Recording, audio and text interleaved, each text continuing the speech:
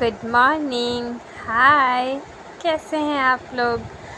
सुकून के दिन ख़त्म हो गए मेरे लिए और फिर से वाट लग गई है मेरी। और यहाँ पे मैं सुबह सुबह उठ चुकी हूँ। डुग्गू को तो मैं स्कूल भेज दी थी, उसको मैं रिकॉर्ड नहीं कर पाई क्योंकि मैं खुद ही लेट उठी थी। तो डुग्गू स्कूल चला गया, फिर मैं यहाँ पति देव के लिए लंच रेडी कर रही थी। फिर मैं सोची कि थोड़ा सा इसको करती हूँ। यहाँ पे मैं बना रही थी आलू बैंगन टमाटर की सब्ज़ी। एक साइड सब्ज़ी बन रही थी और एक साइड रोटियाँ बन रही थी। तो फिर मैं मेरा खाना कंप्लीट हो गया और मैं दाल पालक बनाई थी, तो सबको पैक कर रही थी क्योंकि पति देव को भी 10 बजे निकलना होता है। तो लेट नहीं होना चाहिए।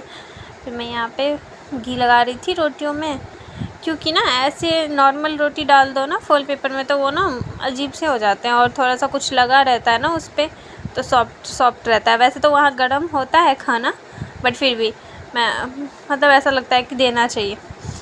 यहाँ पे मैं पैक कर रही थी,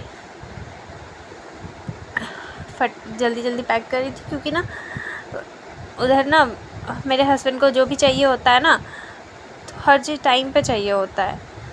तो मैं नाश्ता दे आई थी और लंच पैक कर रही थी। तो यहाँ पे सब कुछ पैक कर दी थी मैं, और फिर पन्नी में डाल के और बैग्स में डाल देती हूँ। लंच यहाँ पे पति देव का रेडी हो चुका है। जब उनका लंच रेडी हो गया और यहाँ पे मेरी डुग्गू, इसका फर्स्ट डे है ना LKG में, तो इसकी पिक्चर्स ली जा रही थी। फिर मैं वहाँ पे पहुँच गई। फिर मैं यहाँ पे देखी सारे बच्चे ड्राइंग कर रहे थे, मैं ही वीडियो शूट कर रही थी, और बताओ अपने बच्चे का भी नहीं ले पाई मैं। और ये मेरा ना एक पार्सल आया था, उसमें इलास्टिक बेड शीट ऑर्डर की थी मैं। अच्छा लग रहा है ना बेड शीट। और इसका ना मतलब इसका ना क्या फ़ायदा है कि इलास्टिक लगे हुए हैं ना, तो गद्दे में ना चारों साइड से फंस जाते हैं। इस वजह से ना बेडशीट इधर से उधर नहीं होता। बच्चे भी खुश, हम भी खुश। ये देखो यहाँ पे दोनों भाई बहन मस्ती कर रहे हैं। चादर इधर से उधर तो होना नहीं है, और इनको मैं डांटूंगी भी नहीं क्योंकि चादर इधर से उधर होगा ही नहीं। जितना उछलना है उछलो। मैं इसको कह रही है कि डुग्गू लाडो अच्छे से मस्ती करो। लाडो भी सोच रही है मम्मा ऐसा क्यों कह रही है, ऐसे तो हमेशा डांटते रहती है कि आराम से बैठो। ऐसे दोनों सोच रहे हैं कि खुद ही कह रही है कि जंप करो। और फिर यहाँ पे मैं भी मस्ती कर रही थी इन दोनों के साथ, क्योंकि आप ना बच्चों के साथ ना बच्चों बन के रहो ना, तो बच्चे भी मतलब उनको लगता है कि ज़्यादा स्ट्रिक्ट नहीं है मेरी मम्मा, तो मैं सॉफ्ट नेचर रखती हूँ।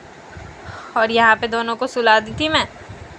फिर मुझे याद आया कि मेरे तो बर्तन पड़े हुए हैं। सारा काम ख़त्म करने के बाद ना जब बर्तन धोने की बारी आती है ना, अंदर से ना एकदम चिढ़ जाती हूँ मैं। ऊपर से ये कुकर, इसको धोने में तो और मेरा पारा एकदम हाई डिग्री हो जाता है, पर फिर भी बर्तन तो धोना ही पड़ता है। यहाँ पे मैं धो रही हूँ। गुस्सा भी आ रहा है मुझे कि इतने बर्तन गंदे क्यों होते हैं। और पता है मतलब मेरे से ना हो ही जाता है, कितने भी अच्छे से मैं मेंटेन करके रखूँ ना, बर्तन गंदे हो ही जाते। एक आदमी को भी खाना देना है तो 2-3 बर्तन गंदे कर देती हूँ मैं। धोना मुझे ही पड़ता है। यहाँ पे मैं फिर सारा बर्तन धो ली थी। और पता नहीं मौसम चेंज होने की वजह से ना अब इतनी गर्मी पड़ने लगी है ना कि ठंडा पानी पीने का मन करता है, और खांसी लग गई मुझे। और यहाँ पे राजमा भिगो दी थी मैं, कि मैं सोच रही हूँ ना शाम में राजमा बना दूँगी, क्योंकि ना काफ़ी टाइम हो गया है राजमा चावल बनाए। और उसके बाद मैं यहाँ पे पॉज दे रही हूँ कि मेरा सारा काम हो गया है, मेरे कपड़े भी सूख रहे हैं। पर उसकी भाभी देख रही थी साइड से। फिर मैं उनको भी देख रही थी। और यहाँ पे फिर ना वो सामने आ गई थी। सामने आके मुझे कह रही है कि इस ना कर क्या रही हो, तुम्हारा मोटर चल रहा है और तुम यहाँ पे पोज दे रही हो।